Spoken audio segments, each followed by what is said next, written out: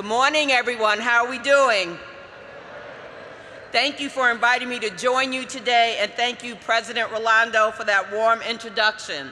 I'm so glad that you're all here in Chicago, and I hope you've had the opportunity this week to check out our wonderful community, and I hope you had some fun. I'm sure our Chicago delegates are happy you're here too. I know there's a lot of outstanding letter carriers in the room, but I want to start by recognizing my letter carrier liaison, Elise Foster, and local branch 11 President Matt Julian. Thank you both so much for all of your hard work. And I know that it's hard work because, as you heard, I have postal workers in my own family.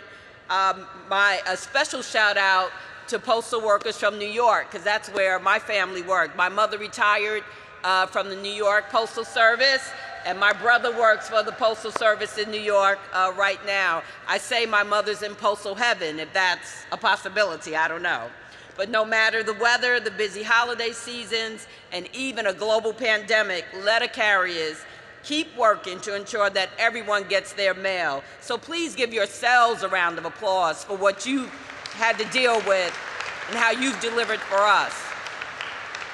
Throughout the pandemic, letter carriers have remained working in our communities to ensure that everyone receives their paychecks and Social Security checks, that we are able to pay our bills, retrieve our magazines and newspapers, and even our birthday cards. For more than 130 years, the National Association of Letter Carriers has worked to protect the rights of city letter carriers across the country. The association has been an incredible example of the power of collective bargaining, and it is my understanding that your organization retains 94% voluntary membership, which is a testament to your success in advocating for letter carriers you represent. So another round of applause for you guys. The past few years has been especially challenging as underfunding and internal challenges led to delayed delivery times and increased public pressure on letter carriers and the USPS more broadly. That is why I have consistently worked in Congress to ensure that you have the tools and support you need to succeed. Through my position on the House Committee on Oversight and Reform, I worked to pass the Postal Service Reform Act.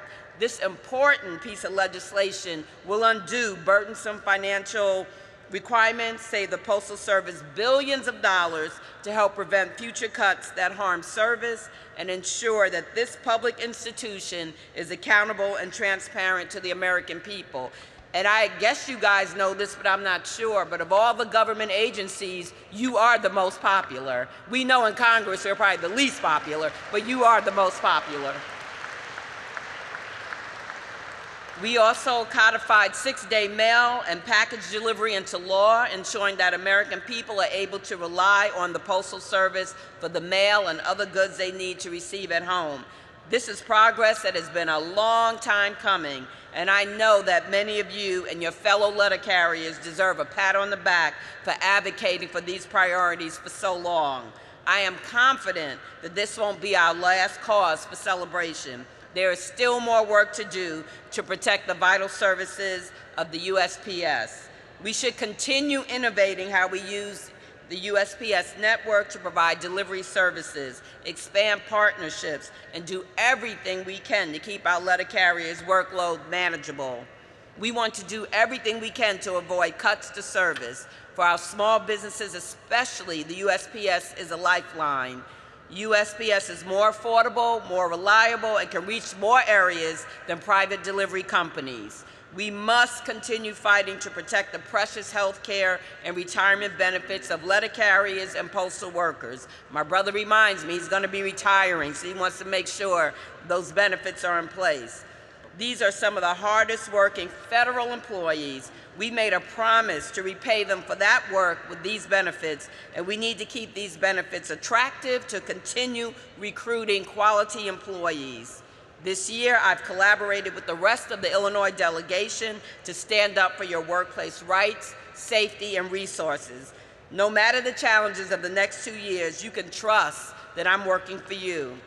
As always, my door is always open to letter carriers who have any concerns or ideas for improvement. As I mentioned, I'm on the Oversight Committee, and I have dedicated caseworkers who can help navigate any issues you might be having. We are here to help you. Finally, I want to thank you again for coming to Chicago for your conference. We have a lot to offer here, including our fantastic local Branch 11 members. So thank you so much. Enjoy and safe travels. Can you get to that? Can you